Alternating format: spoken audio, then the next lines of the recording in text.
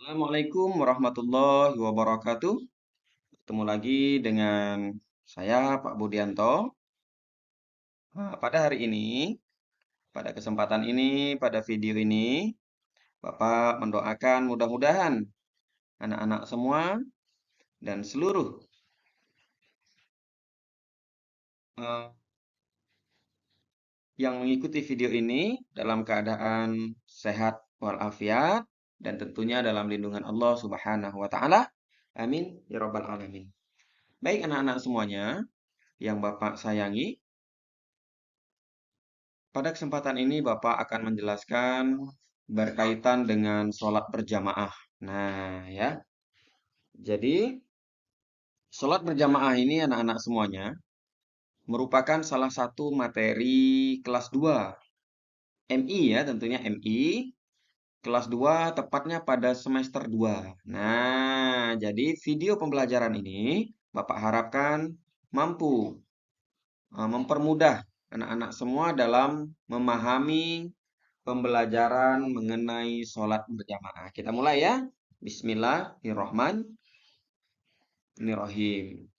Oke, kita lanjut ya. Nah, anak-anak semuanya, dalam pembahasan kali ini kita akan membahas apakah sholat berjamaah itu. Nah, sholat jamaah itu apa? Kita akan bahas ini. Nih. Yang kedua, bagaimana cara melaksanakan sholat berjamaah? Dan yang ketiga, apa keutamaannya bagi umat Islam, bagi kita yang melaksanakan sholat berjamaah? Oke, kita lanjutkan.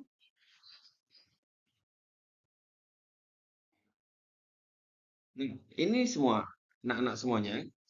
Jadi mungkin kita sering mendengar kata sholat berjamaah yuk, sholat berjamaah yuk. Nah, jadi sholat berjamaah itu artinya adalah berkumpul. Nah, jamaah itu artinya berkumpul, yaitu sholat berjamaah berarti sholat bersama-sama, berkumpul bersama-sama di dalam satu tempat. Nah, sedangkan menurut syarak yaitu sholat yang dikerjakan bersama-sama oleh dua orang paling sedikit.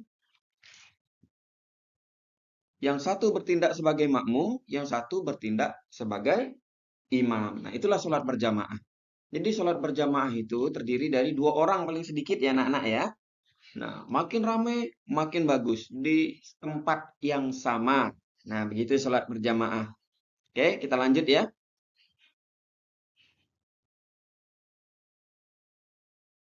Nah, selanjutnya, tata cara sholat berjamaah. Bapak yakin anak-anak semua pasti telah melaksanakan sholat berjamaah atau sudah pernah melaksanakan sholat berjamaah, mau di sekolah ataupun mau di rumah. Oke, sekarang kita lihat bagaimana caranya. Mungkin kita pernah melakukannya, nah, tapi Bapak akan jelaskan lagi. Sekarang posisi makmum. Ayo kita baca. Makmum yang hanya seorang saja supaya berdiri di sebelah kanan imamnya, sedang apabila dua orang atau lebih supaya di belakang imam. Jadi kalau kita hanya berdua, maka makmum di sebelah kiri dan imam di sebelah kanan. Nah, begitu ya. Yang jadi imam sebelah kiri, yang jadi makmum sebelah kanan. Itu kalau cuma berdua. Kalau ramai-ramai, imam di depan dan makmum di belakang. Oke ya. Dan hendaknya kamu meluruskan barisanmu serta merapatkan diri. Nah, jadi makmum di belakang itu dia meluruskan saf dan dirapatkan safnya. Dan yang ketiga, imam supaya menganjurkan kepada para makmum untuk meluruskan barisan dan merapatkannya. Ya, yang tadi. Kemudian penuhilah saf yang pertama lebih dahulu, kemudian saf berikutnya. Nah, ini maksudnya adalah saf yang di depan itu dipenuhkan dulu, tidak boleh ada saf yang kosong. Oke, barisannya tidak boleh kosong. Setelah penuh yang depan, baru lanjutkan saf berikutnya ke belakang. Lanjutnya, saf untuk wanita letaknya di belakang saf kaum pria. Nah, ini maksudnya setelah saf laki-laki penuh semuanya di depan, barulah diisi dengan saf perempuan. Oke ya. Selanjutnya, makmum mengikuti imam. Nah, jadi tugas makmum itu adalah memimpin sholat. Sedangkan maaf, tugas imam adalah memimpin sholat, sedangkan tugas makmum adalah mengikuti imam. Jadi apapun gerakan imam, makmum harus mengikutinya selagi gerakan itu benar. Kalau gerakan itu salah, maka diperbaiki oleh makmum. Nah, nanti kita belajar tentang bagaimana cara mengingatkan imam jika tersalah. Oke, itu tugasnya. Dan hal-hal yang terlarang. Nah, ini ternyata anak-anak semuanya ada yang terlarang bagi makmum. Yang pertama adalah kalau makmum mendahului imam tidak boleh. Jadi makmum itu mengikuti imam. Kalau dia mendahului imam, itu tidak boleh. Batal dia jadinya. Kemudian yang kedua, gerakannya bersamaan dengan imam juga tidak boleh. Jadi bersamaan gerakan yang sama imam tidak boleh. Jadi yang paling benar itu adalah imam duluan, baru makmum. Nah, dan yang ketiga yang dilarang waktu sholat berjamaah yaitu gerakan makmum terlalu lambat dari imam. Nah, jadi umpamanya makmum sudah sujud,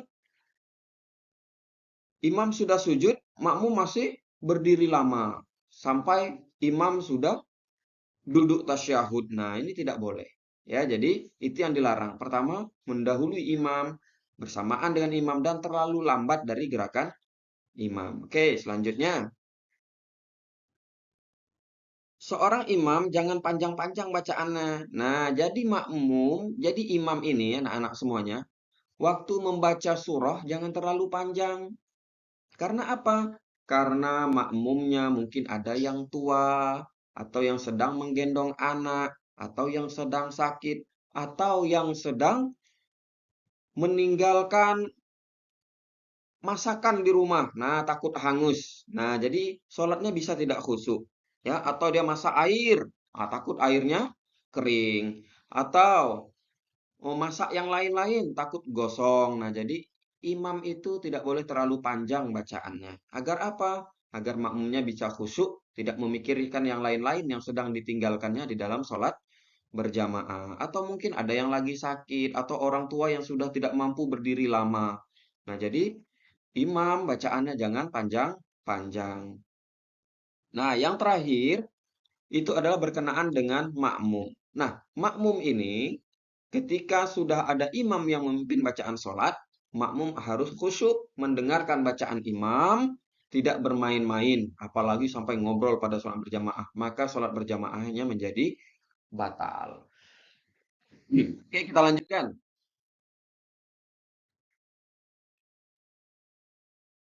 Nah, selanjutnya mengeraskan bacaan takbir. Kemudian makmum masbuk itu maksudnya ialah yang terlambat. Yang terlambat datang pada waktu sholat berjamaah mengikuti gerakan sholat pada waktu datang terlambat itu. Sholat gerakan apa yang dilakukan oleh imam pada waktu dia terlambat atau masbuk, maka pada waktu itulah gerakannya sama dilakukan dengan imam. Jadi imam kalau sudah sujud, makmum yang terlambat harus langsung ikut sujud. Jangan lagi takbir mengikuti rakaat pertama, mengikuti rakaat kedua. Kalau kebetulan terlambatnya atau masbuknya di rakaat ketiga, jangan mengejar rakaat. Nah, nanti setelah selesai sholat, baru menambahkan kekurangan rakaat yang ditinggalkan. Oke ya, kita lanjutkan. Nah, ternyata anak-anak semuanya ada keutamaan sholat berjamaah. Yang pertama adalah berjamaah lebih utama dari munfarid atau soal sholat sendirian. Karena apa? Sholat berjamaah itu pahalanya berlipat ganda. Nah, yang kedua itu setiap langkah yang kita ayunkan dari rumah menuju ke masjid untuk sholat berjamaah, maka Allah mengangkat satu derajat kita dan menghapuskan satu dosa kita. Nah, begitu. Kalau banyak langkah kita, maka banyak derajat yang diangkat oleh Allah dan banyak dosa yang dihapuskan oleh Allah. Itu keutamaan dari sholat berjamaah. Kemudian terbebas dari pengaruh penguasaan setan. Selanjutnya memancarkan cahaya yang sempurna di hari kiamat nanti. Kemudian mendapat balasan yang berlipat ganda. Selanjutnya sarana penyatuan hati dan fisik saling mengenal kita antara jamaah yang satu dengan jamaah yang lainnya. Kemudian yang terakhir yaitu membiasakan kehidupan yang teratur dan disiplin. Nah, mengapa demikian? Karena anak-anak semuanya, ketika kita sholat berjamaah, kita harus tepat waktu. Kalau kita terlambat, maka kita akan ketinggalan. Bahkan kalau lama terlambatnya, kita bisa ketinggalan sholat berjamaahnya. Karena orang sudah selesai. Nah, jadi dengan sholat berjamaah ini, kita bisa melatih diri kita untuk disiplin. Oke, anak-anak semuanya. Eh, barangkali itulah tentang sholat berjamaah. Jadi, sholat berjamaah ini diutamakan bagi sholat-sholat fardu atau sholat wajib, yaitu sholat subuh, zuhur, asyar, maghrib, dan isya. Dan sholat Jumat juga. Selanjutnya ada sholat tarawih juga dianjurkan untuk berjamaah. Selanjutnya ada sholat Idul Fitri dan Idul Adha.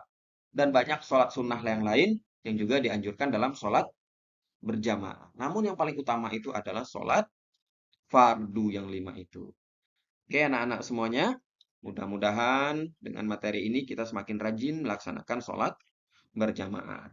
Oke, itu saja. Mudah-mudahan bermanfaat bagi kita semua dan mudah difahami. Sekian dari Pak Budianto. Assalamualaikum warahmatullahi wabarakatuh.